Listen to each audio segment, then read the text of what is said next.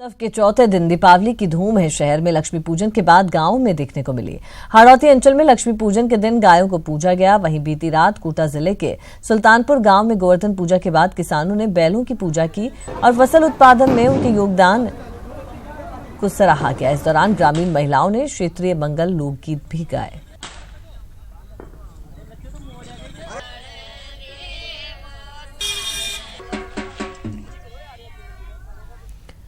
टोंक में भी पूरे हर्षोल्लास के साथ गोवर्धन पूजा की गई, लेकिन कृषि में घटते जा रहे बैल के प्रयोग से किसान परेशान है। कड़वी हकीकत यह है कि बैल पूजने की परंपरा को जीवित रखने के प्रयास में जुटे मंत्री सेनानी के लिए भी ग्रामीणों को बैलों का जुगाड़ करना भारी पड़ रहा है।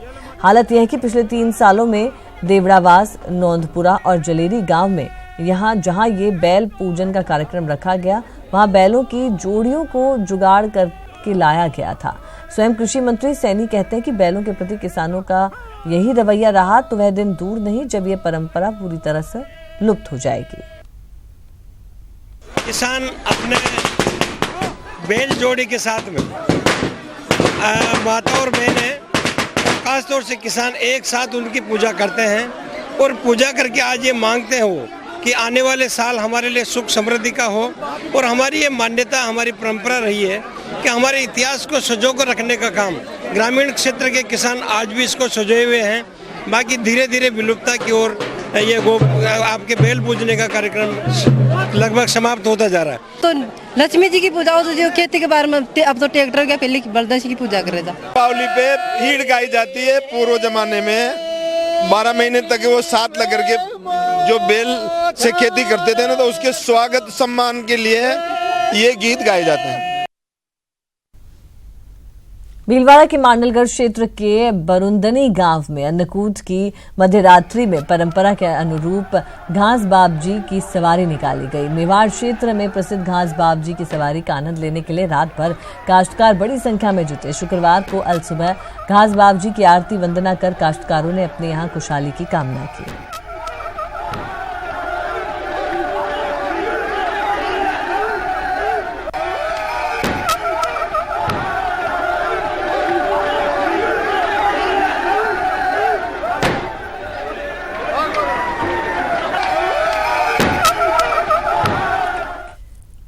खबर बूंदी से, यहां पर चोरों के हौसले बुलंद है। चोरों ने लंका गेट रोड की पतल दोने की दुकान को निशाना बनाया और गले में रखे 4000 रुपए लेकर फरार हो गए। सूचना मिलने पर पुलिस मौके पर पहुंची और मौका मुआयना किया। फिलहाल मामला दर्ज कर चोरों की तलाश शुरू कर दी है।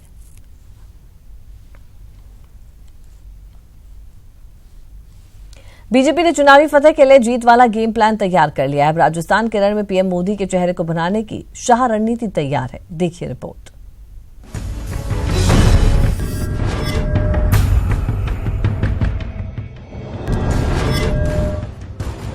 राजस्थान के रण में पीएम मोदी, तैयार है बीजेपी का जीत वाला गेम प्लान। 23 नवंबर से मोदी शाह की ताबड़तोड़ रैली। जी हां, बीजेपी ने गेम प्लान तैयार कर लिया है। अब राजस्थान की 200 में से 120 सीटों की कमान सीधे प्रधानमंत्री नरेंद्र मोदी और अमित शाह संभालेंगे। पीएम मोदी 23 नवंबर से राजस्थान दौरे की शुरुआत करेंगे। अपने दौरे के पहले चरण में पीएम 4 दिसंबर तक 10 बड़ी सभा करेंगे। अमित शाह भी इसी दौरान 12 जनसभा और रोड शो करेंगे। आखिर के 15 दिनों में मोदी और अमित शाह राजस्थान के कुल 33 में से 22 जिलों का दौरा करेंगे। मोदी और अमित शाह की सभी सभाएं विधानसभा स्तर पर होंगी। इस दौरान पीएम मोदी और अमित शाह एक साथ न होकर अलग अलग जिलों में सभा करेंगे। दरअसल पार्टी के आंतरिक सर्वे के मुताबिक पीएम मोदी राज्य में सबसे लोकप्रिय और भरोसेमंद चेहरा है, जिन पर भरोसा कर राजस्थान का वोटर बीजेपी को एक चांस और दे सकता है। बीजेपी ने राजस्थान जीतने के लिए मोदी इफेक्ट पर दांव खेलना तय किया है, जिसके तहत सरकार बनाने के लिए जरूरी 100 सीटों के अलावा 20 सीटें ज्यादा रखकर 120 सीटों पर पूरा फोकस किया जाएगा। 23 नवंबर को अलवर में होगी पीएम की सभा। 26 नवंबर को जयपुर और भीलवाड़ा में चुनावी सभा। 27 नवंबर को नागौर और कोटा में पीएम का दौरा। 28 नवंबर को डूंगरपुर और दौसा में सभा। 4 दिसंबर को हनुमानगढ़, सीकर और जोधपुर का दौरा। मुख्यमंत्री वसुंधरा के लिए 80 से 100 सभाएं रखी गई हैं, जबकि बीजेपी के चौथे बड़े स्टार प्रचारक के रूप में पहले दौर में यूपी के मुख्यमंत्री योगी आदित्यनाथ की 20 सभाएं रखी गई। साफ है, बीजेपी सत्ता में वापसी के लिए पूरी जोर आजमाइश में जुटी है। Bureau report, news 18 Rajasthan.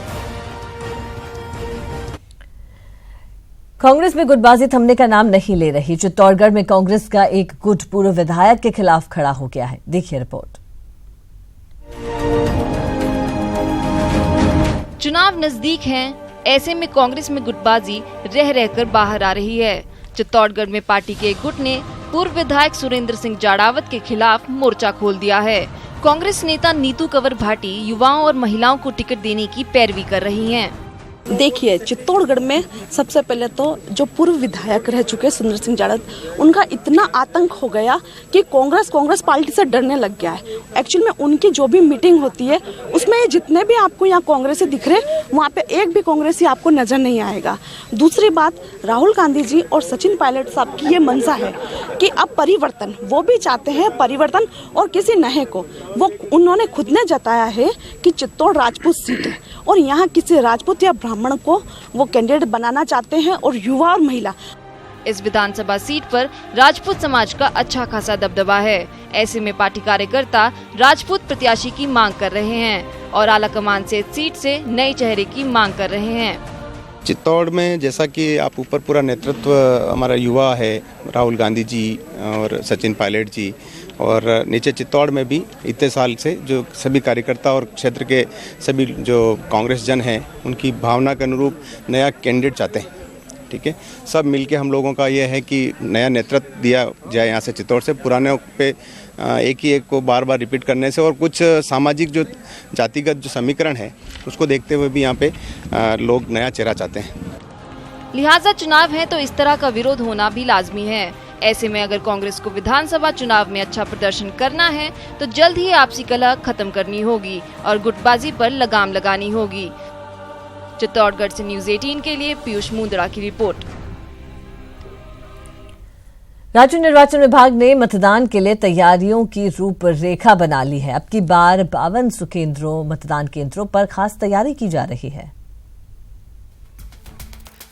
मतदान में भले ही अभी महीने भर का वक्त बचा हो, लेकिन चुनाव आयोग के अधिकारी कर्मचारी अपनी तैयारियां पूरी करने में जी जान से जुटे हैं।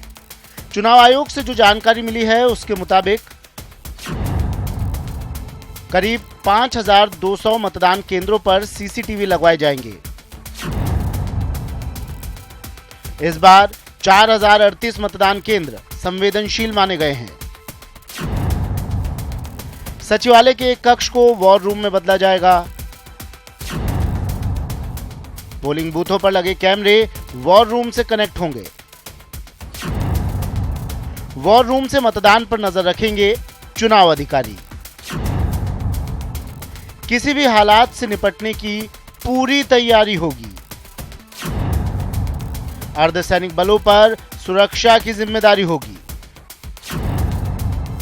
65,000 जवानों को लगाया जाएगा ड्यूटी पर। मतलब साफ है, लोकतंत्र के इस महापर्व में निर्वाचन आयोग किसी तरह की कोई कमी नहीं रखना चाहता।